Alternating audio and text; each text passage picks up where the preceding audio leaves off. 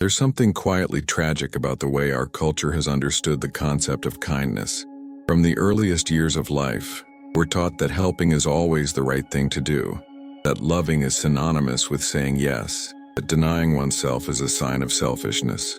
Children learn, even before understanding responsibility, that their virtue will be measured by their ability to serve, to yield, to help. And so slowly, they grow up shaped by an ideal of benevolence that confuses compassion with submission. Alan Watts used to say that humanity lives in a kind of collective hypnosis, an illusion of separation between self and other, and that from this illusion springs the desperate impulse to save the entire world, as if the world were something external to us. But there's a subtle and profound flaw in this impulse, because true love isn't about trying to control another person's experience, but about the courage to allow it to happen. Helping, when driven by fear, is interference disguised as virtue. Watts said that the universe is a dance, and that each human being is a unique step within this infinite choreography. When someone tries to lead another's dance, the movement loses its natural rhythm. By trying to carry someone who refuses to move, the dancer stumbles over themselves. Thus, many who believe they are practicing the highest form of kindness are, in fact, interrupting the sacred flow of existence. There's a curious paradox here. The impulse to help is born of love, but when it's blind, it transforms into spiritual arrogance. It's the unconscious desire to be needed, to feel indispensable, to justify one's own existence through the suffering of others. And the more one surrenders to this role of savior, the further one becomes from the wisdom that lies in acceptance. Alan Watts warned that the constant effort to keep the world in order is the deepest expression of disorder. Because life, he said, is a self-regulating process. It balances itself not through control, but through the natural oscillation between chaos and harmony. When you intervene where life is trying to teach, what you really do is steal the learning. And this is a subtle form of violence. Think of the times when, moved by pity, you solved someone's problems, yet that person fell back into the same mistakes. Think of the silent exhaustion that comes from supporting those who don't want to move forward, advising those who won't listen, forgiving those who won't learn. There's a world of difference between helping and burdening. When you burden, you become complicit in stagnation. When you help consciously, you offer only what the other can use to rise. Watts said that wisdom is not contrary to love. It is love matured by lucidity. Helping without discernment is like watering a stone, hoping it will bloom. The stone absorbs its water, consumes its energy, but will never produce life. And yet the well-intentioned heart persists, convinced that persevering in error is synonymous with virtue. This is why so many burn themselves out helping, because they confuse compassion with emotional dependence. True love is free. It doesn't force itself to save. It trusts. It trusts that life knows what it's doing, that suffering is a divine language, that each soul has its own time to awaken. Nature understands this impeccably. The river doesn't carry away those who resist the flow. The tree doesn't continue to nourish the rotting branch. The wind doesn't blow over what refuses to move. Nature's compassion is severe but wise. It doesn't shield us from learning, it allows it. However, we human beings fear pain, both our own and that of others, and in our eagerness to alleviate it, we interrupt the process that would make it meaningful. Suffering, however cruel it may seem, is the chisel with which the spirit sculpts consciousness. When you prevent pain from occurring, you also prevent the growth it would bring. Watts said that life is a cosmic game of hide and seek. The divine hides in every form, in every pain, in every mistake, waiting to be recognized. And when you try to spare someone from the experience, you deprive them of discovering the God that dwells within their own fall. Helping is not the same as interfering. Interfering is trying to correct the flow of existence according to our concepts of right and wrong. And what's even more ironic, we often do this not out of love for others, but to escape our own powerlessness in the face of pain. When you embark on a crusade to save others, there's something inside you that fears facing your own emptiness. It's easier to fix the world than to remain silent within yourself. The role of savior is often an escape from self-knowledge. And yet, there comes a moment when the soul awakens to the exhaustion of it all. A moment of lucidity when it realizes that kindness without wisdom is just a cycle of servitude. You can spend years believing you're healing, when in fact you're only perpetuating the disease of addiction. Watts used to say that life is not a problem to be solved, but an experience to be lived. When you try to solve other people's lives, you treat souls as equations and ignore the fact that each soul is involved in a process far more vast and mysterious than your understanding can grasp.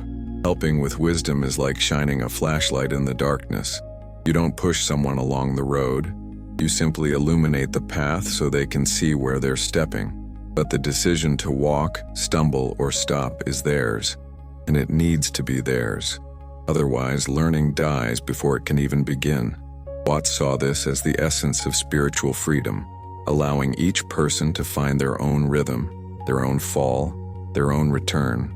Interference is the opposite of faith, where it reveals that you don't trust that life knows what it's doing. The universe, he said, doesn't need fixing. It's a living organism that self-adjusts through the balance between light and shadow. When you try to eliminate all pain, you're also eliminating the possibilities for expansion, because pain is the instrument with which consciousness remembers itself. When someone drowns in their own mistakes, perhaps what they need isn't a savior, but the bottom of the sea. The impact that will finally make them learn to swim. And it is at this point that true compassion reveals its most mature face. It is not coldness. It is not indifference. It is love that trusts the process. It is the courage to allow the other person to face the consequences of their actions, even if it shatters them.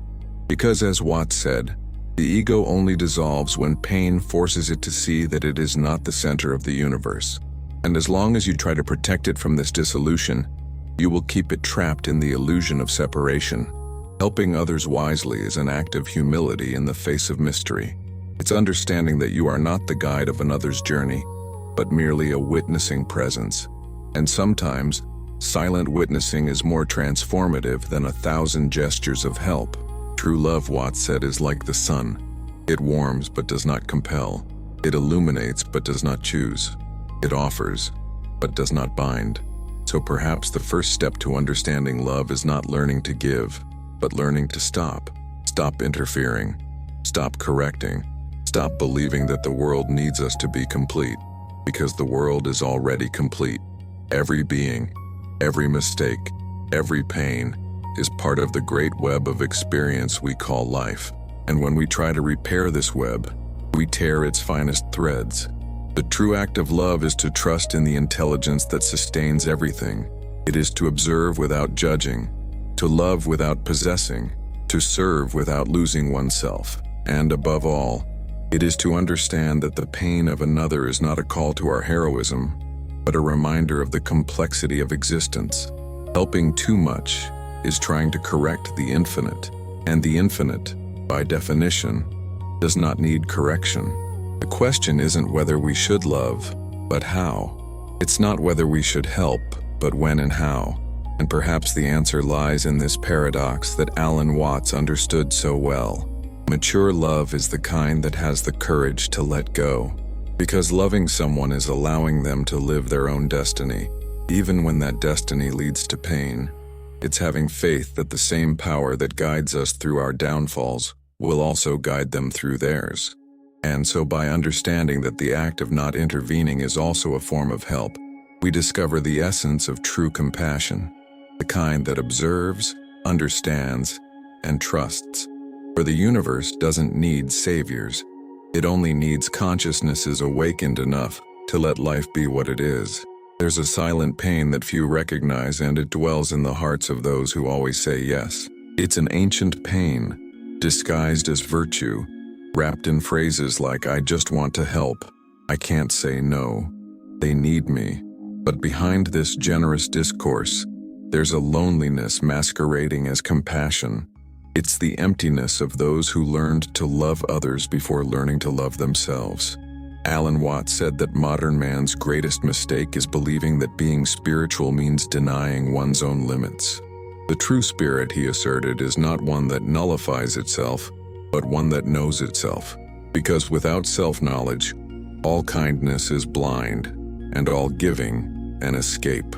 The emotional savior is a recurring figure in our culture, someone who believes love is proven by the pain they endure.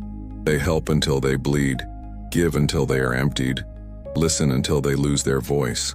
And when the body asks for rest, when the soul begs for silence, they feel guilt. Guilt for stopping, guilt for refusing, guilt for existing outside the needs of others. It's a guilt born of the idea that value and usefulness are synonymous. If you're not helping, you're not serving. If you're not serving, you're not being good. Watts would call this a subtle form of spiritual narcissism, the unconscious desire to be the hero of one's own moral narrative, because there's something seductive about being good. The world rewards the martyr.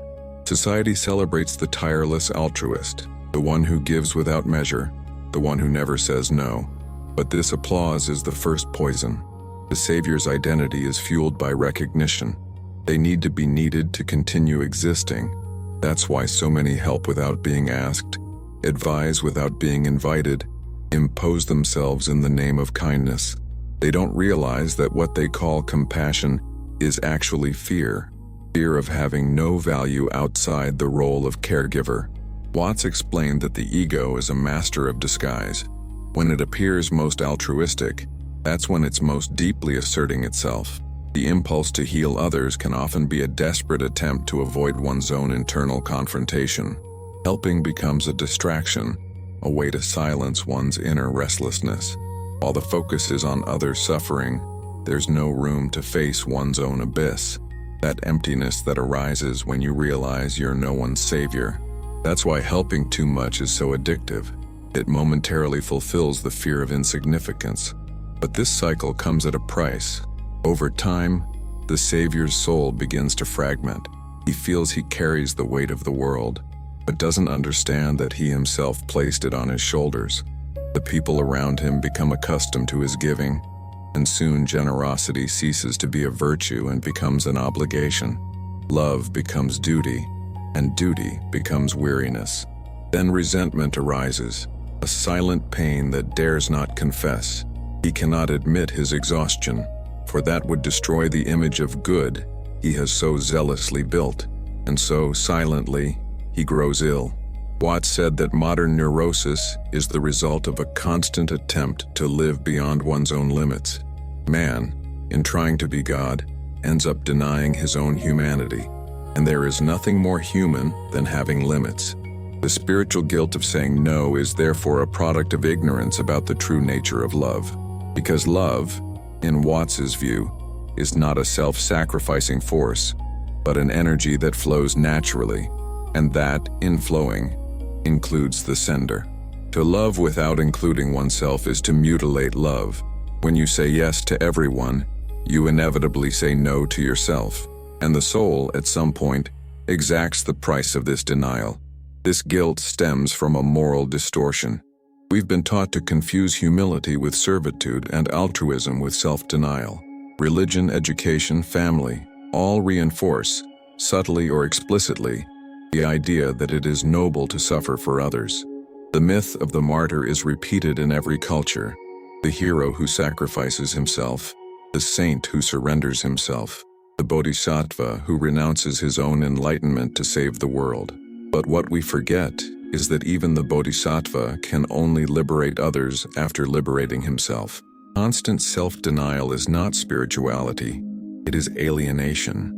It is living outside of one's own axis, revolving around the pain of others. Watts used to say, "You can't give what you don't have." It seems like a simple phrase, but it destroys the foundation of spiritual guilt. Because if you try to offer love when your reservoir is dry, what you deliver isn't love, it's fatigue. And fatigue disguised as compassion doesn't heal anyone. It only reproduces the same energy of scarcity and imbalance. True compassion isn't a gesture, it's a state of being. And this state only blossoms when the individual has reconciled themselves with their own limitations. Saying no is a sacred act. It's the recognition that love also needs boundaries. It's a gesture of spiritual honesty, an affirmation that you are not God and therefore have no obligation to save the world. Watts saw in this the beauty of the Tao, the balance between action and inaction, between giving and withdrawing, between flowing and remaining. The wise act effortlessly, said the Tao Te Ching, and Watts repeated it with reverence. Effortless action is not laziness, it is harmony. When you act in harmony with the flow, there is lightness. When you act against it, there is resistance, and all resistance, sooner or later, turns into pain. But the problem is that most of us have been trained to feel guilty when experiencing lightness. We carry the world as if weight were synonymous with value, and when, for a moment, we let go of the burden, we hear the inner voice say, "You're being selfish." This voice is the guardian of the old illusion, the belief that love is a contract of suffering. Watts would say that this guilt is merely the echo of a conditioned mind, and that freeing oneself from it is the first step toward adult spirituality. The mature spirit understands that caring for oneself is caring for the whole, because the self and the other are not separate entities but different expressions of the same field of consciousness. Thus, saying no is not turning away from love, but preserving it. It's preventing it from deforming under the weight of obligation. It's understanding that true help only occurs when there's a balance between giving and receiving. When you give without receiving, you break the symmetry of life. Watts compared this to the act of breathing, inhaling and exhaling in a constant rhythm. Trying only to exhale, only to give, is impossible. The body collapses. The same happens to the heart, and yet, the Savior fears that by stopping helping, he will be forgotten, unloved. It is this belief that traps him in pain. He fails to realize that the source of love he seeks outside can only be found within. Watts said, "You are a function of the universe, not an accident within it." When this truth is understood, guilt dissolves, because love ceases to be a task and becomes a natural state, not an effort to fix the world, but a recognition that everything is already in its place, including pain, mistakes, and failures. The emotional learning of no is, therefore, an initiation. It is the moment when the soul leaves moral infancy and enters spiritual maturity. It understands that it is not its role to sustain everyone, heal everyone, or correct everyone. Its sole function is to be lucid, and in lucidity, love becomes purer. Loving without losing oneself is the first step to truly loving, because those who exhaust themselves for love are not really loving. They are bargaining, trying to buy belonging with sacrifice. Watts said, "When you try to be good, you're just trying to be what you already are." Natural kindness isn't born of effort, but of clarity. And when the heart is clear, the act of helping becomes spontaneous, without guilt, without calculation, without burden. In this state, no is as compassionate as yes, because both spring from the same center of consciousness. Perhaps in the end, the Savior's liberation lies in understanding that the world doesn't need more martyrs. It needs whole beings, beings who know how to help without losing themselves, love without being annulled, give without emptying themselves. True love is not a flame that consumes, it is a light that endures. And this light only shines when we stop confusing exhaustion with virtue and begin to understand that saying no is also a way of saying yes to life. There is a very subtle, almost invisible illusion that hides behind the purest intentions, the belief that we can fix the world. There is nothing more dangerous than a sincere heart, guided by an illusory mind. Alan Watts used to say that spirituality, when misunderstood, becomes a refined form of control, because the ego, cunning and disguised, is capable of donning the cloak of compassion and, under the name of love, trying to dominate everything it fears losing. Helping, then, becomes nothing more than a refined form of manipulation. It is the unconscious attempt to ensure that the other acts, thinks, and feels according to our idea of what is right. But love is not control. Love is surrender. Watts reminded us that life, to be lived fully, requires trust, and to trust is to let go. It is to allow existence to reveal itself without our command. The impulse to save, to correct, to interfere, even if it seems noble, is in essence a refusal to trust the intelligence of the universe.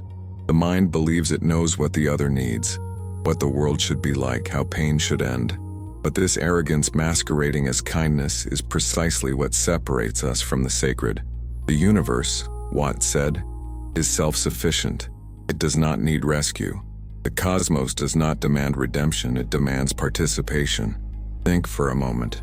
Why do we want to help so much? Is it truly out of love for the other person or out of fear of seeing them suffer? And isn't this fear also the fear of our own powerlessness?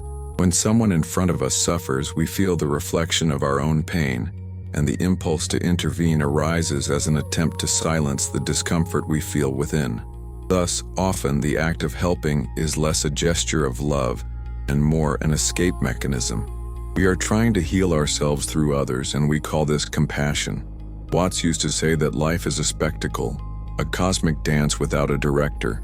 Each being, each event, is a spontaneous movement of the whole. The wise, therefore, observe, participate, but do not attempt to direct the orchestra. They understand that there is a harmony that surpasses human comprehension, and that interfering with its rhythm is like trying to correct the symphony of the wind. When we help with attachment, what we really do is try to impose our time on the time of life. We want results, we want happy endings, we want to see transformation. But spiritual time does not bend to human haste. It matures according to each person's consciousness. And when we intervene, we rob others of the maturity that only time can bring. True love, according to Watts, is selfless. It does not seek to transform the other, only to understand them. It does not seek to mold, only to see. And seeing fully is already an act of love. The gaze that accepts is the greatest of mirrors, for it reflects not the image we want to be, but the image we are. The Savior, however, does not see. He projects. He does not see the other, but the ideal version he has constructed in his mind. He loves possibility, not reality. He loves the promise of what the other could become, and not the imperfect being before him. And so, his love is always tense, restless, impatient, because it is a love that demands change to continue existing. Is this still love, or is it just fear disguised as care? Watts provoked, do you love someone, or do you love the feeling of being the one you love? This question is an uncomfortable mirror, because it reveals how much of our altruism is actually self-preservation. The enlightened Savior needs the other to remain wounded to continue feeling good. He needs victims to maintain his identity as a healer, and so he perpetuates the suffering he claims to combat. The spiritual ego is the most difficult to dissolve because it feeds on virtues. The more kindness it displays, the more power it accumulates. And there's a cruel irony in this. The more the Savior tries to free the other, the more he imprisons himself. His help becomes a prison. His empathy, dependence, his light, shadow. Because no one can free another from something they haven't yet recognized within themselves. Watts saw this as the paradox of enlightenment. The one who tries to save the world is still the one who hasn't understood that the world never needed saving. The world is like the ocean, in constant motion, in eternal renewal. Only the ego imagines there's something wrong with the tides, and yet there is a subtle beauty in the Savior's disillusionment. When he finally understands that he is not the center of the universe, something within him dissolves. He realizes he no longer needs to carry the burden of perfection. He can finally rest. And in this rest, love is reborn, not as a duty, but as a presence. Watts said that surrender is the most powerful act of all, because it is the only one that does not attempt to control the outcome. True help is born from this state of surrender, where the heart acts without calculation, and the gesture flows like the passing wind, without knowing who it touches. But how do you distinguish true love from disguised interference?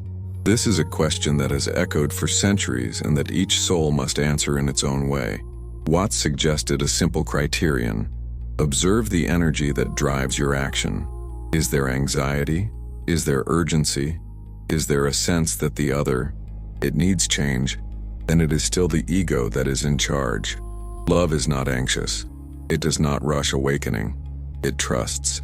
It knows that suffering has its function, and that compassion is not to remove pain, but to hold the space for it to reveal itself. True help is not to do for the other, but to be with the other, without expectations, without impositions, without interference.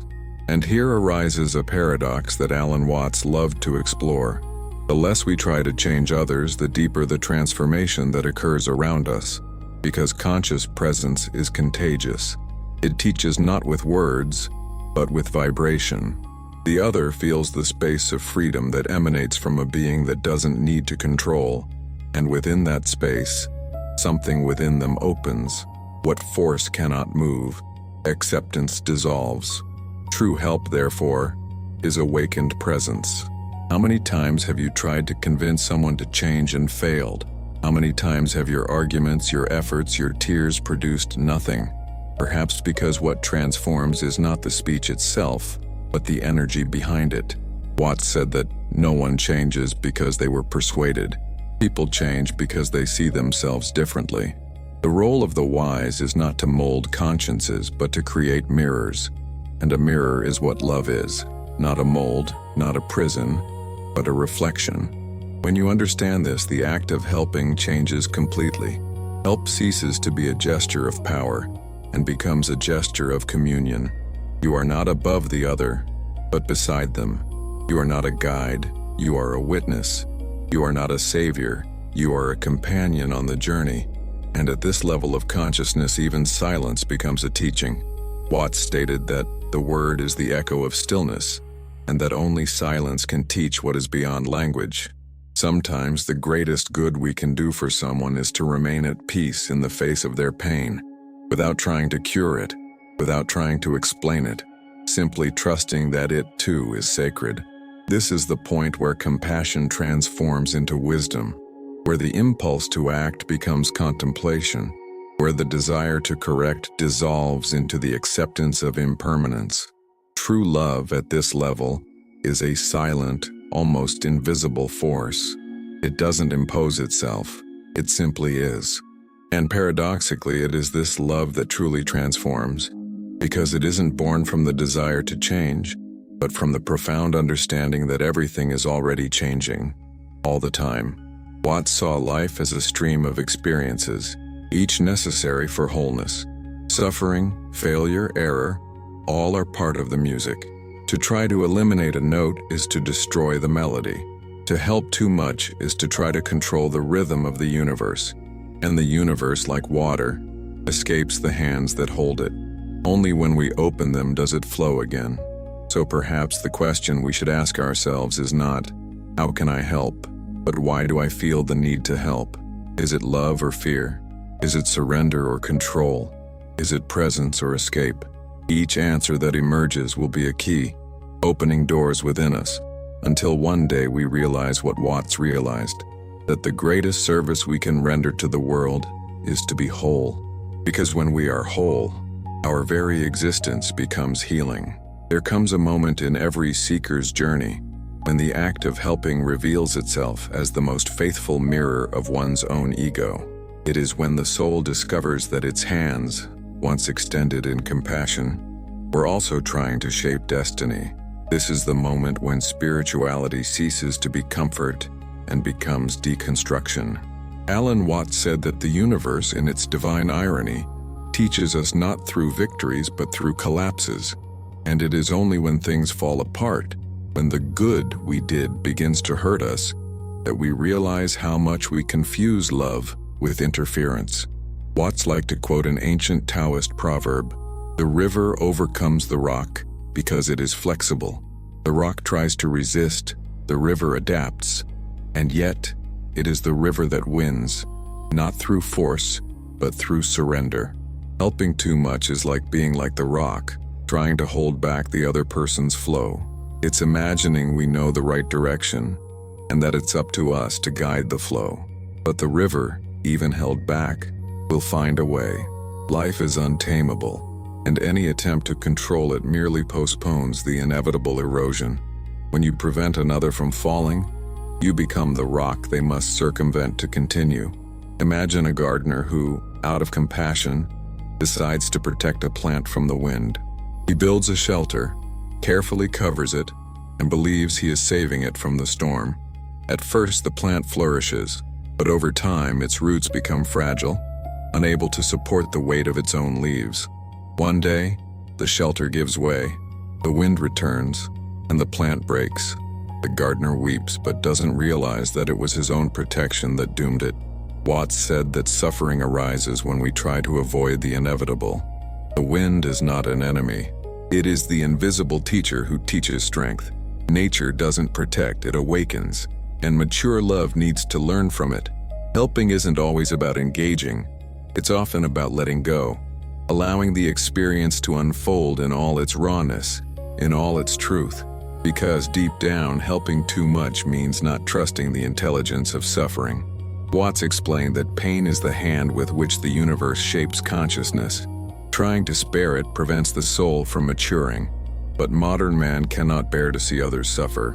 He fears the silence of powerlessness, and so he creates structures, councils, institutions, dogmas, all to avoid the discomfort of seeing chaos unfold.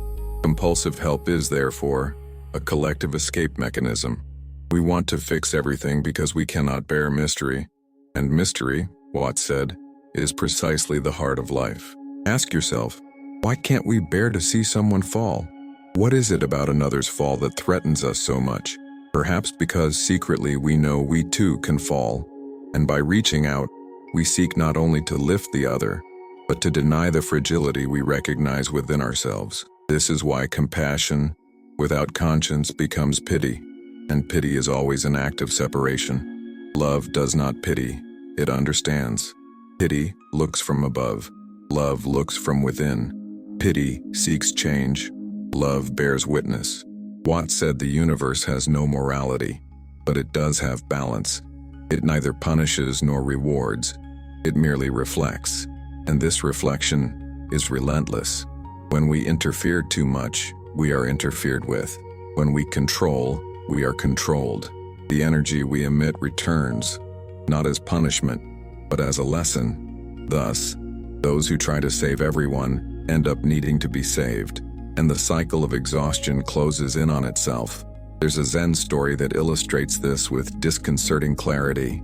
A disciple, seeing a drowning scorpion, reached out to save it. The scorpion stung him. The disciple recoiled, but moved by pity, tried again, and the scorpion stung him again. The master, observing, asked, "Why do you persist?" The disciple replied, "Because he needs help." The master then said, "And why don't you know he's a scorpion?" Helping isn't denying the nature of things. This parable, Watts said, is the epitome of human error, confusing love with resistance to reality. True wisdom lies in accepting the scorpion as a scorpion. Pain is pain. Destiny is destiny. Helping isn't about changing what is, but about honoring what is, even if it hurts. Only then does love cease to be a blind impulse and become a lucid force. What the spiritual man needs to understand is that life is inseparable from its contradictions. Watts said that duality is the engine of existence, light and shadow, order and chaos, birth and death. To try to eliminate one pole is to paralyze the movement. The Savior's mistake is to want to preserve only the light. He wants goodness without pain, growth without crisis, wisdom without decline. But none of these exist. The flower grows from the fertilizer, and the fertilizer is composed of death. To deny rot is to deny flowering. In one of his lectures, Watts explained that bamboo, when it grows, spends years taking root before it can rise. During this time, nothing seems to happen. It's easy for the impatient gardener to think nothing will flourish and try to help the bamboo by over-fertilizing, stirring the soil, and overwatering. But every impatient touch delays the process. Bamboo needs darkness and time. So do human beings. Many grow in pain silently, out of sight. Helping them before their time is to tear them from the soil of their own destiny. Watts saw this as a fundamental spiritual lesson, the wisdom of letting go of masks, roles, rescues, illusions, letting life happen without needing to sustain it. Life, he said, is like holding your breath. Only when you let go do you truly live. Helping too much is trying to hold the air, is suffocating the dance of the universe within the lungs of intention. When we let go, we breathe with existence itself. But there's something frightening about letting go, because it requires faith. Faith not in the religious sense, but in the ontological sense. The trust that the fabric of reality is wise, even when it hurts. Letting go is relinquishing moral control, abandoning the idea that we know what's best. Watts said, "Faith is the courage to let the world be." And that's precisely what most fear. Helping is safe, because it maintains the illusion of power. Letting go is dangerous, because it confronts us with the vastness of the unknown. And yet, it is only in this danger that true peace is born. Because when we stop trying to fix the world, we discover that the world was never broken. It was just transforming itself silently while we screamed for control. Watts laughed at this paradox. Man despairs of improving perfection. And it's true. The universe is perfect in its imperfection. Every pain is a note in the symphony, every mistake a curve in the spiral. The wisdom of letting go is therefore the art of dying while living. Dying to the idea that we know, dying to the role of healers, dying to the vanity of wanting to be light everywhere. And in dying, we are reborn into a love that is vaster, more silent, more true. A love that does not interfere, only witnesses. A love that does not correct, only understands. Watts used to end his lectures with a phrase that summed up this entire vision. When you understand that there is no one to save, only the whole recognizing itself within itself, compassion becomes a natural state, not an effort, but a reflex. Helping then ceases to be a gesture and becomes a vibration. The simple act of existing in peace is help enough, because a peaceful being is a living reminder that harmony is possible. And so, life continues, not as a burden, but as a dance. Helping too much is like trying to conduct the orchestra. Letting go is learning to be the sound. When the seeker understands this, their presence becomes a blessing, even in silence. Because sometimes, the deepest form of love is the stillness that watches another learn to walk alone. There comes a moment in the inner journey when the seeker begins to see, with discomfort, the cracks in his own altruism. The image of goodness that sustained him begins to crumble. The Savior slowly realizes that his desire to help has always carried a trace of fear. Fear of being useless, fear of being forgotten, fear of being just another purposeless form in the vast theater of existence. And it is at this moment that the spiritual ego, once disguised as light, shows its darkest face. Alan Watts said that holiness is often the shadow of unrecognized pride. And this is the revelation few have the courage to face, that even purity can be a mask, because the good can be as imprisoned as the bad. What changes is only the disguise. He who loses himself in the addiction to control calls his prison power. He who loses himself in the addiction to help calls his prison love. Both are equally captive to the same delusion, the belief that they are indispensable. Watts saw this as the core of human suffering, the refusal to be insignificant. Man wants to be necessary even to God, and so he helps, instructs, corrects, and interferes, convinced that the universe needs his morality to continue existing. But the universe doesn't need redemption, it just needs to be seen. Watts said the cosmos isn't a problem to be solved, but a song to be heard. Helping too much is trying to rewrite the melody, change the note, adjust the tempo. True awakening begins when you shut up and listen, because in listening, there is surrender, and in surrender, there is truth. At this point in the journey, the Savior finds himself in crisis. He realizes that his good intentions have created dependence, that his compassion has created servitude, that his love, in many cases, was a subtle form of manipulation. The pain of this discovery is devastating. The spiritual ego crumbles, and what remains is silence. Watts said that the sound of enlightenment is the sound of something breaking inside, and that's exactly what it is. Something breaks, the image of the self that believed it could control the fate of others. In this silence, the soul-rending question arises: who am I if I'm not helping? The answer, at first, seems unbearable: emptiness. But this emptiness is the portal, because it's only when the character dies that the being awakens. The seeker realizes that his role as savior was a story, an invention. He was the river trying to save its own waters. And then, for the first time, he understands what Watts always meant when he said, "You are not something separate from the universe looking at it. You are the universe itself looking at you." This realization changes everything. The act of helping loses the weight of obligation and gains the lightness of presence. Compassion, once a mission, becomes a natural reflex. The savior discovers that he no longer needs to save, because nothing is truly lost. The pain of others is simply the same cosmic game unfolding in different forms, and trying to spare them is trying to prevent the divine from recognizing itself through them.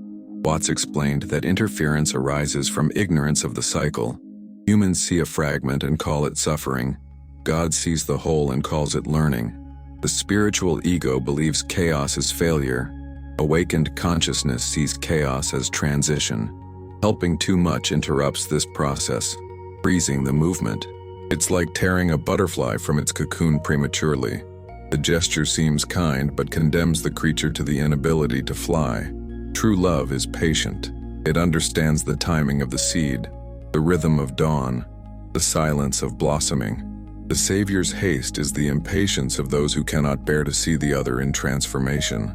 And transformation, by definition, requires pain. Watts said that to live is to die continually.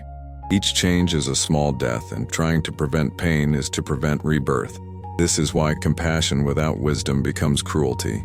The rescuer believes he or she is protecting, but he or she is stagnating. Helping too much imprisons the other in the state they are in, because by offering constant shelter, you deprive them of the need to learn to build their own home. Continuous help breeds dependence, and dependence, resentment. The helped person begins to see the helper not as a blessing but as an obstacle, and the helper in turn feels used, betrayed, and emptied. Both suffer, both blame each other, and both become trapped. Watts called this the tragic dance of self and other. It's an ancient choreography repeated endlessly. The savior and the saved exchange roles until they realize they are the same consciousness. The game only ends when one of them awakens. And awakening invariably comes at the moment of exhaustion. When there is no longer any strength to control, control gives way. When there is no longer any energy to save, pure love emerges. The kind that does nothing and yet transforms everything. Enlightenment is not a prize. It's a collapse. It's the moment when the ego, exhausted from trying to be light, realizes that the light has always been there, silent, radiating effortlessly. Watts said that surrender is not giving up. It's the recognition that the tide has always known its way back. Helping too much is swimming against that tide. Awakening is finally letting yourself be carried by it. There is an almost tragic beauty in this process. The Savior must die for the wise man to be born. And this death is not symbolic. It is visceral. It requires facing the loneliness of not being needed, the silence of no longer having answers, the discomfort of witnessing pain without interfering. But from this silence, true presence is born. Love matures. It ceases to be the fire that consumes and becomes the ember that warms. Watts said that freedom isn't about conquering the world. It's about giving up on owning it. Helping too much is a form of possession, and possession is always fear.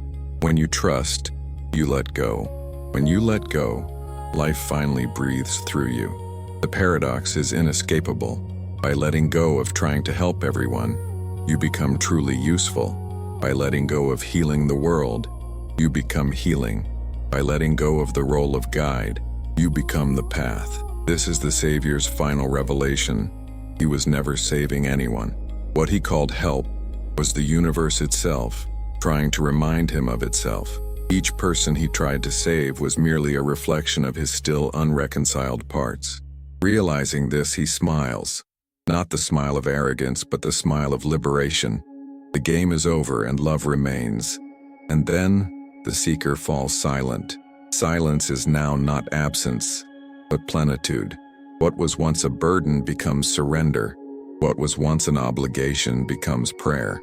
Watt said, "True prayer is when the praying person disappears, when there is no longer self or other, savior or saved, only the all, breathing in unison."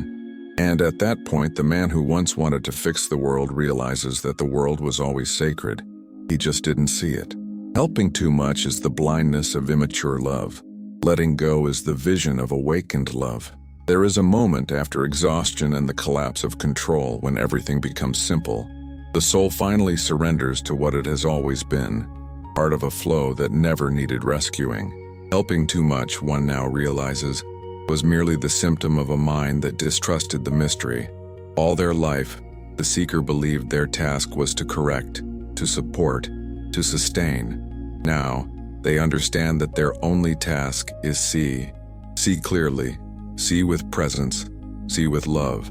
Alan Watts said that, "Reality is like a mirror. The more we try to clean it, the more we cloud it." And that's exactly what compulsive helping does. It tries to polish the mirror of life with the eager hands of the ego. But when the seeker stops, when they let go, when they finally leave the mirror alone, the reflection emerges clearly. What appears then is not the other, it is themselves. The one they were trying to save was always an extension of themselves.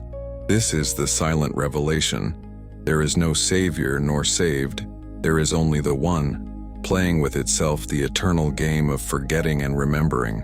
Helping, loving, suffering, all are expressions of the same cosmic movement. The universe is not divided between the healer and the healed, between the giver and the receiver. It is a single dance, and each step, even the seemingly wrong ones, leads to harmony. Watts explained that human consciousness is like a wave that forgets it is the sea. Every time we try to fix another wave, we forget that they all rise and fall from the same ocean. Helping too much is therefore the wave's attempt to control the sea, and letting go is the return to the memory that we are the entire sea. When this realization matures, love becomes serene. It no longer tries to dictate the rhythm, it simply accompanies. It no longer promises salvation, it simply offers presence. It no longer needs to be recognized, because it knows it is. Watts said that, "When you understand that you are the universe, there is nothing to fear, not even suffering." And this is the final point of the Savior's journey, the moment when the fear of pain dissolves and love becomes vast enough to encompass even chaos. Awakened love does not intervene, but transforms. It does not rush, but acts when called. It does not expect gratitude, but recognizes gratitude in everything. It is patient as the earth, generous as the rain, silent as space. Helping ceases to be an effort and becomes a natural state, not out of duty, but out of communion. The awakened being understands that true service is not doing good, but be good. And being good, in Watts' words, is living in harmony with what is, not with what we would like it to be. And so, the seeker who once wanted to save the world now walks in silence. He looks at human suffering and no longer rushes to heal it. He acknowledges the pain and offers what he can. Presence, not interference. Listening, not instruction. He understands that each soul is in its own cycle of revelation, and that suffering is merely the seed of awakening disguised as torment. To help too much would be to tear this seed from the earth before its time. Now, he learns to wait. There's something profoundly liberating about this maturation.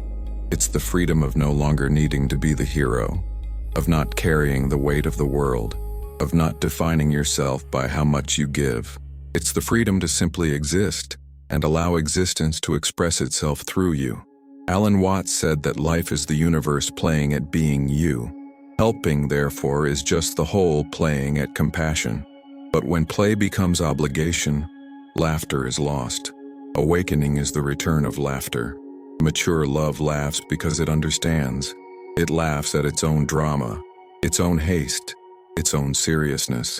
It looks at the ancient savior with tenderness, as if recognizing a child who tried to fix the sky by gluing the stars together with his hands.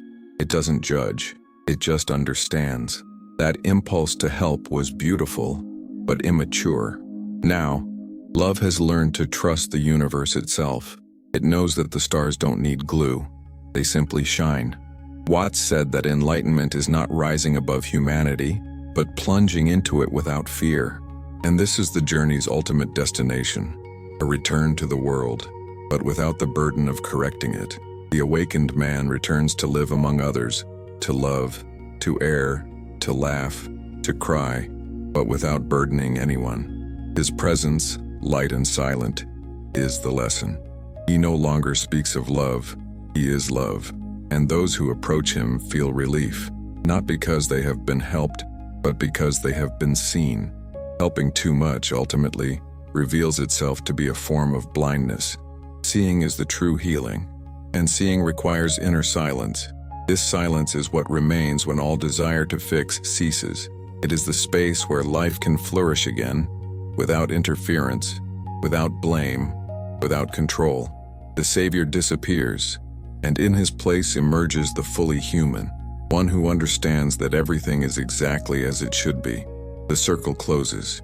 The seeker returns to where he started, but now with his eyes open. He discovers that what he called help was the path that led him to his own surrender, and he understands that perhaps the universe never wanted to be saved. It only wanted to be understood, and this understanding is the beginning of true peace. If this content touched you, if at some point something within you recognized itself in these words, then allow this reflection to take its course.